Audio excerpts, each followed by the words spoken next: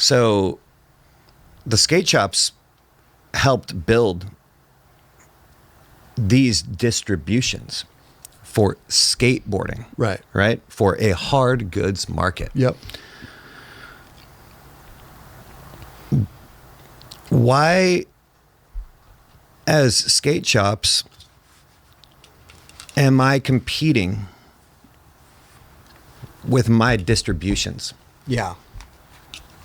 Right. That's fucking brass tacks. Why the fuck are we competing against the distributions that are supplying the products that we carry in the shop? Remember that the shop is the end of the fucking line for products. Yeah. You're making products. Where are they supposed to be sold at? Right. At the My shops. shop. Yeah. Right. Right? Right. So why the fuck am I competing with you? Why are all of us as core shops fucking getting product in and then watching you do a fucking flash fire sale? Am I going on Instagram and seeing your distribution paying for ads that are going direct to your online store? Right. Why are you doing, why are any of the, why are board manufacturers letting direct consumer buy blank boards 50 boards. while we have boards being printed right next to them? The fuck is your problem? All right, so I'll say this. You know, this is kind of why skateboarders annoy me. But after thinking about it more deeply, because I saw this earlier, I realized that let's not blame them, okay? But what's really going on here? This is the Nine Club, the #1 podcast in America, or at least the #1 skateboarding podcast in America. But in my opinion, because I listen to it more than anything else, it's the #1 podcast in America. But because I think skateboarding is so central to our current culture, there's nothing else that I think sits to really describe where humans are right now other than skateboarding. So an ad's going. But anyway, I think there's a way where skaters are missing business, and my initial reaction was just understand business. You know, all retail's going down. Why? Because there's a cost associated with retail, so that cost is reduced by the internet. It's not removed. People think the internet is some sort of weird thing. People are paying for internet. It's not like it's not a cost, you know. So they're paying for internet. People are paying for website. People are paying for website designers. So we've digitized. We buy a lot of things online right now. So the first thing I ask myself is, are you doing good business? Probably not. And then, you know, earlier in the interview, he said, oh, you know, we have to kick the kids out of the skate shops. Well, guess what? Instagram doesn't kick people off. TikTok doesn't kick people off. What you should have been doing, instead of kicking out your free traffic and people who will hang out with you all day, is figure out what new things you need to do to create value for them.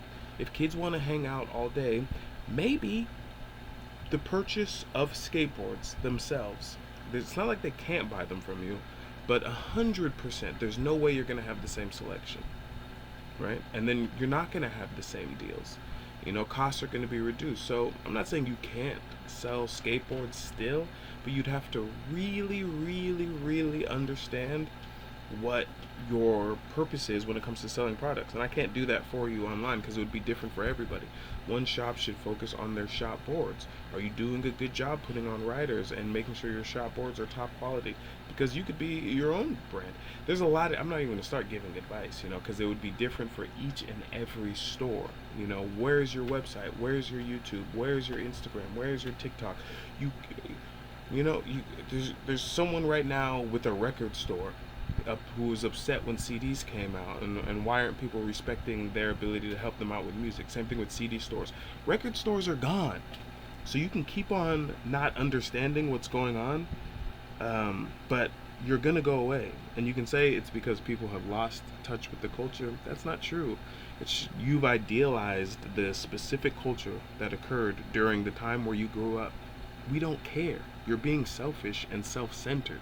That's what's actually going on. But I said to myself, we can't stop there. We have to understand the problem because since I love skateboarding, I'm able to see that the issue there is going to be a cultural loss, right? The Nine Club has done a really great job of making sure that skateboarding culture is at an all-time high. I'm telling you the freaking truth because I started loving skateboarding when I was a young boy and I didn't know anything about any of these other dudes. I knew a little bit about Tony Hawk. I didn't do any research on anyone else. I knew who Nigel Houston was because of Element. And I knew Brett Atchley, which almost no one else knows. He's just enjoying his life now. Tosh Townsend. Anyway, and then I barely knew anything about skateboarding. And then whatever skateboarding would happen on like, the Disney Channel. And then the next big media thing that caught my attention when it came to skateboarding was when Lords of Dogtown, I think, came out. Or was that? There was 2 Dogtown movies that came out almost the same time. One was super mainstream. Anyway, my point is, you have to understand what value you provide the consumer and execute on that. There's a little bit of culture that you can do there. So yeah, maybe you should be he said in the shop he doesn't even play videos anymore. Instead he plays some sort of picture reel so that people don't want to hang out in there so much. You can't have it a bunch of different ways. But again, let me relax because I really want to help this situation. And any skate shops that are having issues, I would say just relax though. The way you make money doesn't have to be the way you used to make money. I would just say figure it out. If you have a customer base, that's not helpful. If you have a customer base coming in, I think you have to identify what's unique about you. That's what I really wanted to get in because I want to be helpful. And what's unique about the skate shop, I think, because I'm thinking about myself too and buying skateboards, what value do I get from the skate shop? It's a really nuanced value at this point, okay? Because I'm telling you the truth, everything else can be gotten somewhere else. We can watch board reviews from people who care and communicate very clearly. We can get so much information from anywhere else. I was talking with my friend Mr. Composition. He came up with a bunch of ideas too. Workshops, contests, demos.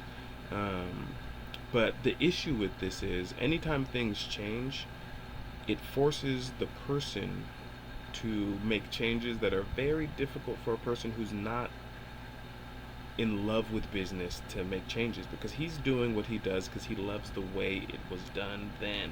He loves the relationships that he has, and so he's on autopilot. He doesn't want to have to change up his autopilot because there's a lot of things he would have to learn. You have to learn how to do really detailed accounting. I'm sorry, like some of these boring things come into play. What does your CRM look like? And the reason why I say this is because all those hard things that you're going to have to learn, and this is the crux of it, they're just in the way. Because what you're going to discover is the value that you provide. If you start delivering on the different business mechanics in order to make you a successful business, you'll start to realize that people still do love you.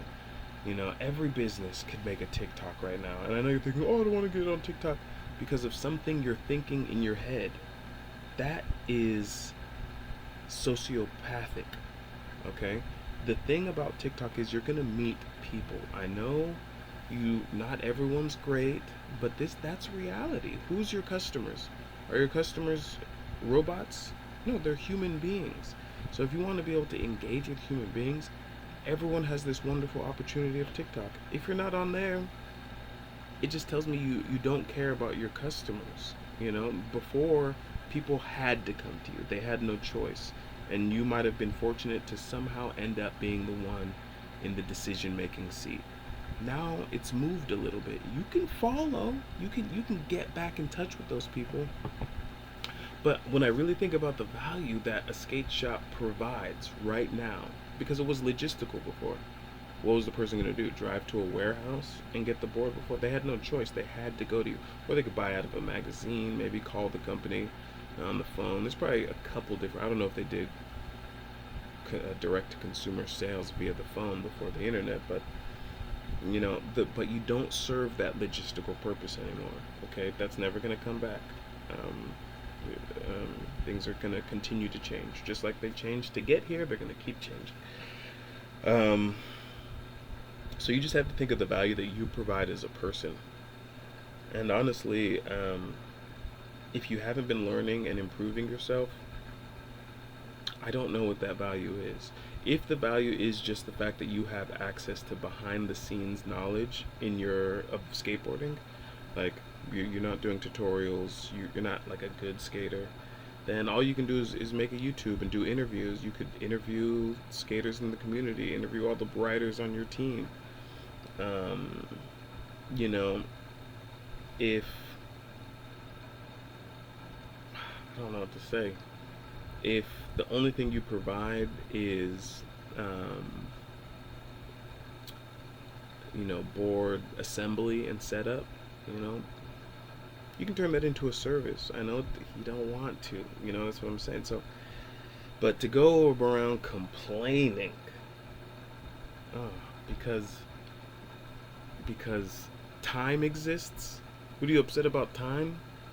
You're upset about time? I didn't live stream. Live streaming has been around forever.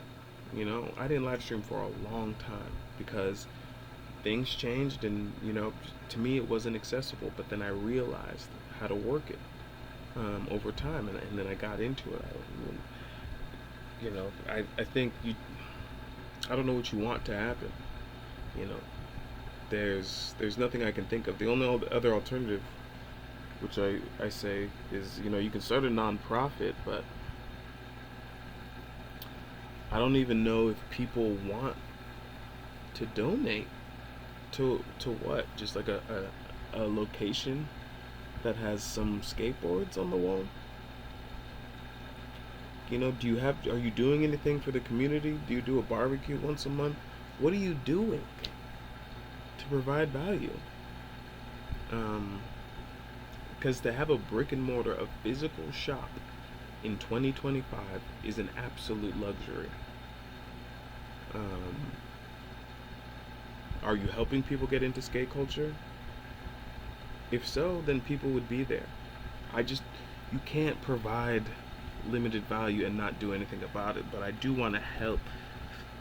I do think we need to help these skate shops think it out. But